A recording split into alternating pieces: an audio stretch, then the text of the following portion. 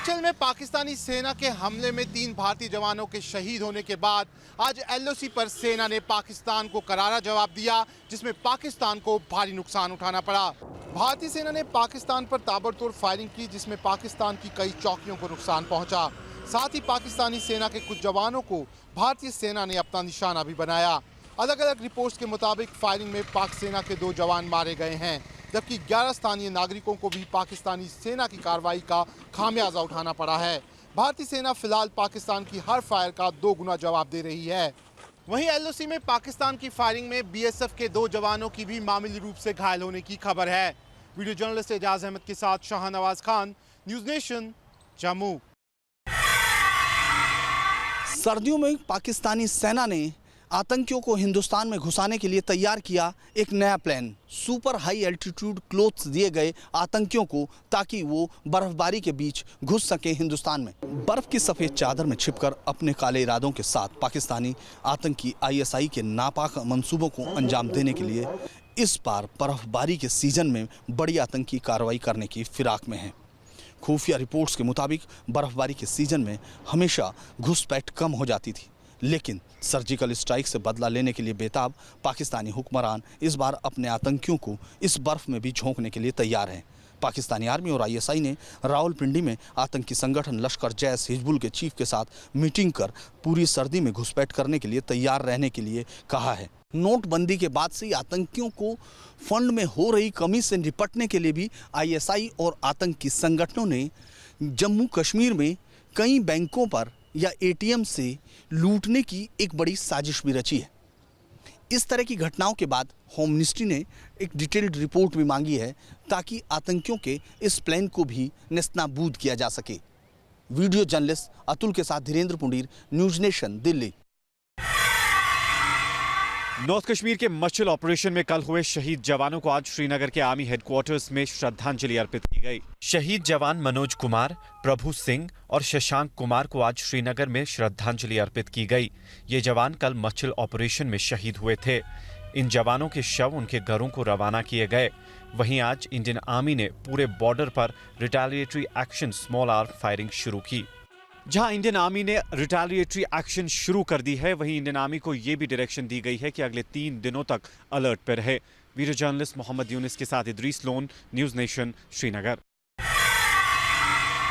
500 और 1000 के नोटबंदी के फैसले के बाद सरकार ने किसानों के साथ लोगों को सहूलियत दी है। अब किसान कोऑपरेटिव बैंक से कैश ले सकेंगे। वहीं डेबिट कार्ड पर 31 दिसंबर तक कोई भी सर्विस चार्ज नहीं लगेगा। भारत में लोग कैशलेस सिस्टम का ज्यादा से ज्यादा इस्तेमाल करें, इसलिए सरकार 500 और 1000 रुपए के नोटबंदी के बाद कार्ड ट्रांजैक्शन, ई पेमेंट, ई वॉलेट पर छूट दे रही है। इसके अलावा किसानों की परेशानियों को सुनकर उसे सॉल्व करने की कोशिश की जा रही है। इसी के चलते कुछ आज अहम फैसले लिए वित्त मंत्रालय ने, जिसमें रबी सीजन के दौरान नाबार्ड 21,000 करोड़ रुपए डिस्ट्रिक्ट कोऑपरेटिव बैंक को देगी, जिससे किसानों को कर्ज दिया जा सके। रुपए कार्ड पर सभी चार्ज को खत्म कर दिया गया है। जो स्विचिंग चार्ज बैंक वसूलते हैं, डेबिट कार्ड के इस्तेमाल करने पर 31 दिसंबर तक उसे वेव ऑफ किया जा चुका है। रेलवे में 58% टिकट ऑनलाइन बुकिंग से होता है, इसलिए रेलवे में भी ई टिकट पर 31 दिसंबर तक कोई सर्विस चार्ज नहीं वसूला जाएगा। देश में करीब 2,30,000 एटीएम है, जिसमें से करीब 80,000 एटीएम को रिकैलिब्रेट किया जा चुका है। सरकार इसीलिए छूट दे रही है ताकि लोगों को कैश की परेशानी ना हो। वीडियो जर्नलिस्ट मनोज कुमार के साथ सैयद आमिर हुसैन, न्यूज़ नेशन, दिल्ली। नोटबंदी के मुद्दे पर सरकार के खिलाफ अपने विरोध को और मुखर करते हुए विपक्षी दलों ने संसद भवन परिसर में दिया धरना। सांसदों ने ह्यूमन चेन बनाकर किया विरोध प्रदर्शन। संसद भवन परिसर में 13 विपक्षी पार्टियों के 200 से ज्यादा सांसदों ने प्रदर्शन किया। परिसर के अंदर महात्मा गांधी की प्रतिमा के पास धरना दे रहे कांग्रेस उपाध्यक्ष राहुल गांधी ने मीडिया से बात की और 2 मांग रखी।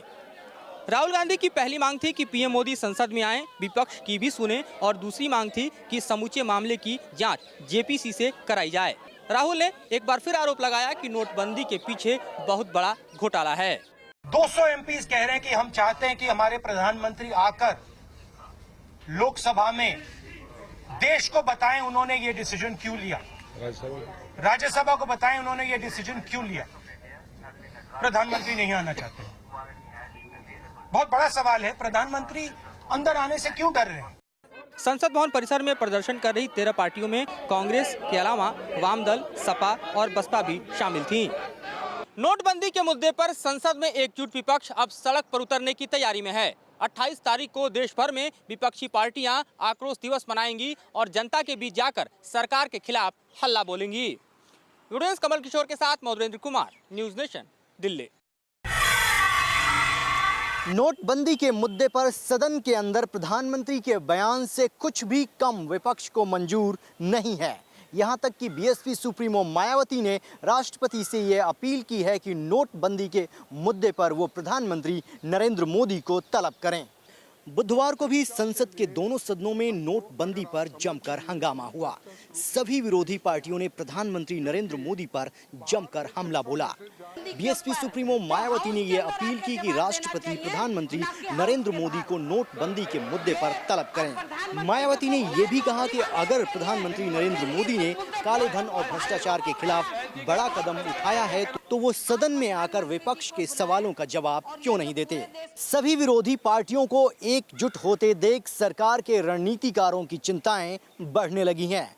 हालांकि सरकार अभी भी ये कह रही है कि वो सभी मुद्दों पर चर्चा के लिए तैयार है, लेकिन विपक्ष प्रधानमंत्री के बयान से कुछ भी कम पर मानने वाला नहीं है। वीडियो जर्नलिस्ट सुभाष चंद के साथ रविकांत राय, न्यूज नेशन, दिल्ली। नोटबंदी का विरोध कर रही ममता बनर्जी दिल्ली के जंतर मंतर में धरने पर बैठी। मंच पर मिला नोटबंदी का विरोध कर रही कई पार्टियों के नेताओं का साथ।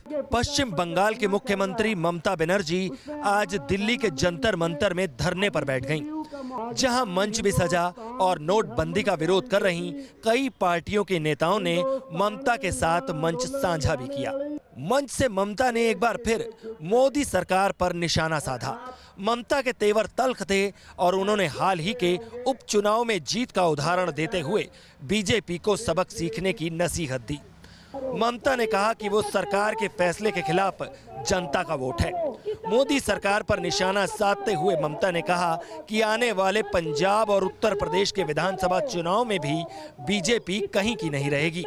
नोटबंदी का विरोध कर रही ममता बनर्जी अब दिल्ली के बाद लखनऊ में भी एक बड़ा कार्यक्रम करने जा रही हैं। वीडियो जर्नलिस्ट जयराम के साथ सूरज अरोड़ा, न्यूज नेशन, दिल्ली। नोटबंदी के मुद्दे पर बिहार में भी सियासत तेज हो गई है। कांग्रेस ने विरोध मार्च निकालकर कानून में बदलाव की मांग की। नोटबंदी के प्रावधानों में बदलाव किया जाए और जनता को परेशान न किया जाए, ये था मुद्दा। और इस मुद्दे को लेकर बिहार प्रदेश कांग्रेस कमेटी ने पटना में विरोध मार्च निकाला। पटना के गांधी मैदान के पास से ये मार्च निकला। इसमें कांग्रेस के प्रदेश अध्यक्ष और बिहार के शिक्षा मंत्री अशोक चौधरी अगुवाई कर रहे थे और उनके साथ कांग्रेस के कई कार्यकर्ता और नेता मौजूद थे। इन्होंने प्रधानमंत्री का पुतला भी फूंका और प्रधानमंत्री के खिलाफ जमकर नारेबाजी भी की। तो भले ही लोगों की परेशानी अब कम होने लगे, मगर राजनीतिक दलों को ये लगने लगा है कि एक ऐसा मुद्दा है जिस पर केंद्र सरकार को घेरा जा सकता है और इसके लिए अब कोशिशें तेज करने लगी है विपक्षियों ने और गोलबंदी भी तेज हो रही है। विजय सदन के साथ रजनीश सिन्हा, न्यूज नेशन, पटना। गाजीपुर से चुनावी शंखनाद करने वाले मुलायम सिंह आज मोदी सरकार पर जमकर बरसे। नोटबंदी के फैसले की आलोचना करते हुए मुलायम ने कहा कि इस फैसले से किसान और व्यापारी दोनों परेशान हो रहे हैं। गाजीपुर में गरजते हुए मुलायम ने कहा कि अगर नोटबंदी से किसान और व्यापारी बर्बाद हुआ तो देश का भी नुकसान होगा। ईमानदार सुख की नींद सो रहे हैं और बेईमान परेशान हो रहे हैं। प्रधानमंत्री मोदी के इस बयान पर सवाल खड़ा करते हुए मुलायम ने कहा कि हम लोग नोटबंदी का विरोध कर रहे हैं तो क्या हम बेईमान लोग हैं। नोटबंदी पर विरोध करने वाले मुलायम पाकिस्तान के खिलाफ चल रहे तनाव के माहौल में सरकार के साथ खड़े नजर आए और कहा कि पाकिस्तान के मुद्दे पर पूरा देश सरकार के साथ है। फिर पाकिस्तान की इतनी हिम्मत क्यों हो रही है और उसे कड़ा जवाब क्यों नहीं मिल रहा है। गाजीपुर रैली में मुलायम के साथ मंच पर शिवपाल यादव भी मौजूद रहे, लेकिन अखिलेश की गैर मौजूदगी से एक बार फिर से इस चर्चा को बल मिला है कि समाजवादी पार्टी में सब कुछ पूरी तरह से शांत नहीं हुआ है। वीडियो जर्नलिस्ट मोहम्मद फहीम के साथ अनिल यादव, न्यूज नेशन। जाकिर नाइक के इस्लामिक रिसर्च फाउंडेशन के आईएस से जुड़े तार। एनआईए के मुताबिक आईआरएफ ने स्कॉलरशिप के नाम पे आईएस के एक संदिग्ध को मुहैया कराए थे पैसे। एनआईए की जांच में जाकिर नाइक और उसकी संस्था से जुड़ी कई जानकारियां सामने आ रही हैं, लेकिन ये पहली दफा है जब जाकिर की संस्था के तार आईएस से प्रभावित लोगों से जुड़े होने की बात सामने आई है। एनआईए ने अपनी जांच में पाया है कि आईआरएफ ने अबू अनस नाम के आईएस के एक संदिग्ध को 80,000 रुपए दिए थे। ये पैसे स्कॉलरशिप के नाम पर दिए गए थे अबू अनस इन पैसों की मदद से सीरिया जाकर आईएस में शामिल होने की फिराक में था, लेकिन उसे इसी साल जनवरी महीने में राजस्थान के टोंक से गिरफ्तार कर लिया गया था। बकौल एनआईए अबू अनस आईएस के मल्टी सिटी मॉड्यूल का सदस्य था। जाकिर पर शिकंजा कसने के लिए एनआईए बड़े पैमाने पर उसके कई ठिकानों पर छापेमारी कर रही है। एनआईए का दावा है कि इन छापों में कई अहम जानकारियां सामने आई हैं। वीडियो जर्नलिस्ट राजेश के साथ विकास श्रीवास्तव, न्यूज़ नेशन, मुंबई। झारखंड के लातेहार में नक्सलियों के साथ मुठभेड़ में सीआरपीएफ को बड़ी कामयाबी, 6 नक्सलियों को किया ढेर। लातेहार के बूढ़ा पहाड़ इलाके में नक्सलियों के साथ एनकाउंटर में सीआरपीएफ ने नक्सलियों को बड़ा सबक सिखाते हुए और 6 नक्सलियों को मार गिराया। मारे गए सभी नक्सलियों के शव भी बरामद कर लिए गए हैं। इसके साथ ही नक्सलियों के पास से भारी संख्या में हथियार भी जब्त किए हैं, जिनमें पुलिस से लूटे हथियार भी शामिल है। लातेहार के पुलिस कप्तान के मुताबिक नक्सलियों के खिलाफ ये बड़ी कामयाबी है। जानकारी के मुताबिक मुठभेड़ के दौरान 20 से 25 नक्सली शामिल थे, जिनमें कई नक्सली घने जंगल का फ़ायदा उठाकर भागने में कामयाब हुए। मुठभेड़ से बचकर भागे नक्सलियों की तलाश इलाके में जारी है, तो मारे गए नक्सलियों की पहचान अभी तक हो नहीं पाई। वीडियो जर्नलिस्ट हितल खत्री के साथ पूरव पटेल, न्यूज़ नेशन। दिल्ली से सटे बुराड़ी के इलाके में अचानक उस वक्त हड़कंप मच गया जब वहां पर एक तेंदुआ देखा गया। इसके बाद वन विभाग एक्शन में आ गया और तेंदुए को पकड़ने के लिए टीम बना दी गई। बुराड़ी इलाके के यमुना बायोडाइवर्सिटी पार्क में रात के वक्त तेंदुआ देखा गया। माना जा रहा है कि ये तेंदुआ हरियाणा के कलेसर पार्क से यमुना नदी के किनारे होता हुआ बुराड़ी के इस इलाके में पहुंच गया है। अब 25 वन कर्मियों की टीम इस तेंदुए की खोजबीन कर रही है। 35 साल बाद राजधानी में तेंदुआ देखा गया है। राजधानी से सटे घनी आबादी वाले इलाके के इतने करीब तेंदुए के आ जाने से लोग दहशत में हैं। हालांकि लोगों से ये अपील की जा रही है कि वो डरे नहीं, क्योंकि तेंदुए के घनी आबादी वाले इलाकों में जाने का अंदेशा कम है और इसके लिए लगातार चारों ओर चौकसी भी बरती जा रही है। वीडियो जर्नलिस्ट अतुल राज के साथ सारिका सिंह, न्यूज़ नेशन।